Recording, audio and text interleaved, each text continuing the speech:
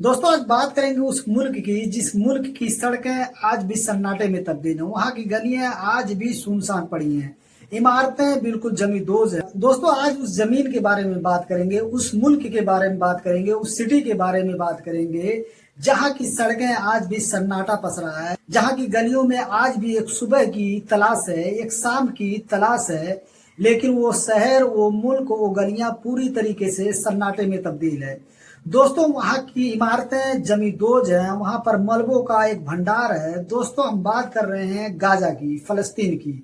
ये वो मुल्क है जहाँ पर आज भी लोग पानी के लिए तरस रहे हैं, खाने के लिए तरस रहे हैं, दवाओं के लिए तरस रहे हैं। दोस्तों 10 अक्टूबर का दिन था जब दुनिया ने सीज फायर का नाम सुना, गाजा ने सीज फायर का नाम सुना, लोगों की उम्मीद की किरण फिर से जगी। तो लोगों को लगने लगा कि अब इस शहर के अंदर बम और बंदूकों की जगह अब लोगों की हंसी गूंजेगी, लोग खुशहाल रहेंगे। लेकिन ये खुशी ज्यादा दिन नहीं टिक पाती है। ये सीज फायर के बाद में संयुक्त राष्ट्र की रिपोर्ट है कि कमोबेश मिलाकर 50 बार ये सीज फायर का उल्लंघन यहाँ पर हुआ है।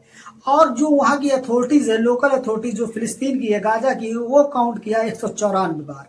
आए दिन लगातार इजराइल फिर से हमला कर रहा है। आईडीएफ का कहने का मतलब है, वहाँ की जो मिलिट्री है उसका कहने का मतलब है कि हम हमास की क्रिया की प्रतिक्रिया दे रहे हैं, हम जो उसका अटैक हो रहा है उसका हम रिस्पॉन्ड कर रहे हैं।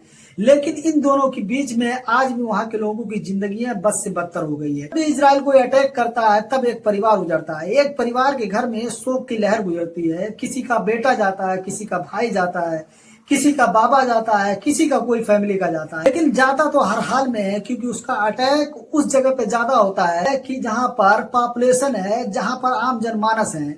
इसी के चलते ये आंकड़ा कोई 70,000 बता रहा है, कोई 80,000 बता रहा है जो वहां के आम नागरिक मारे गए अभी तक इस वार में। अभी तक कोई बड़ा ठोस कदम इजराइल की तरफ से नहीं उठाया गया है जिसे इजराइल की फाइट है। गिना चुने लोगों को उसने टारगेट किया, मारा है, लेकिन आज तक हमास को इसने कोई ठोस और करारा जवाब नहीं दे पाया जिससे हमास लड़खड़ा जाए, जिससे हमास की कमर टूट जाए। दोस्तों उसमें ज्यादातर लोग मार गए हैं, आम जनमानस के लोग। दोस्तों गाजा वासियों की आंसू की कोई मोल नहीं है, लेकिन फिर भी उनकी हिम्मत को सलाम, उनके जज्बे को सलाम। वहां पर महिलाएं निकल रहे हैं, वहां पर बुजुर्ग निकल रहे हैं, जो खड़े होकर इन आंसुओं को पोंछते हुए वो अपनी भविष्य तय कर रहे हैं। वो खड़े होकर स्कूल तामीर कर रहे हैं, वो स्कूल को बिल्ड कर रहे हैं। और वहां पे जो डॉक्टर हैं विदाउट बिजली के, वो लोगों को जख्म सिल रहे हैं। दोस्तों ऐसा नहीं कि सिर्फ डॉक्टर ही काम कर रहे हैं, ऐसा नहीं कि वहां पे महिलाएं बच्चे काम कर रहे हैं। वहां पर हर सेक्टर में काम करने वाले लोग अपने अपने स्तर से काम कर रहे हैं। जो टीचर हैं वो खड़हर में खड़े होकर बच्चों को तालीम दे रहे हैं, एजुकेशन दे रहे हैं। और जो वहां पर बच्चे हैं वो किताबों में, वो बुक में अपना फ्यूचर तलाश कर रहे हैं। ये कहानी है उस गाजा की जहां पर सब कुछ खत्म हो गया है, लेकिन उम्मीद अब भी बाकी है। लेकिन लोगों को समझना चाहिए, दुनिया को समझना चाहिए, ये गाजा की जिद नहीं है, फिलिस्तीन की जिद नहीं है, एक इंसानियत की जिद है। जहां पर बंदूकें नहीं, बम नहीं, उनकी आखिरी उम्मीद है शांति।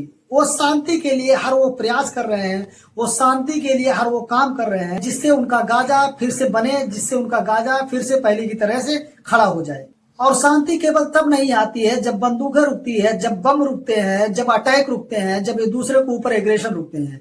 शांति तब भी आती है जब लोगों के अंदर, लोगों के दिलों के अंदर से डर निकल जाता है, खौफ निकल जाता है। और ये गाजा के लोग अपने अंदर से डर और खौफ निकाल रहे हैं, हर पल हर वक्त ले रहा है। अब गाजा शहर सांस ले रहा है, वो सांस जिसे उसको बरसों से तलाश थी। वहाँ के मलबों के नीचे जो बीज बोई गई है, उसके नीचे एक दरख्त, एक पेड़ तैयार हो रहा है, जिसकी छांव में बैठकर लोग आंसुओं से अपनी दुआएं मांग रहे हैं। वो दुआ मांग रहे हैं शांति की, उम्मीद की, किरण की। दोस्तों उम्मीद पर पूरी दुनिया कायम है। हम भी उम्मीद करते हैं कि वहां पर सीज फायर जो पूरी तरीके से लागू होगा और गाजा के लोग एक अच्छी सांस लेकर जिंदगी जी पाएंगे। दोस्तों आप भी दुआ करिए और कमेंट करके हमको बताइए आपको ये वीडियो कैसा लगा।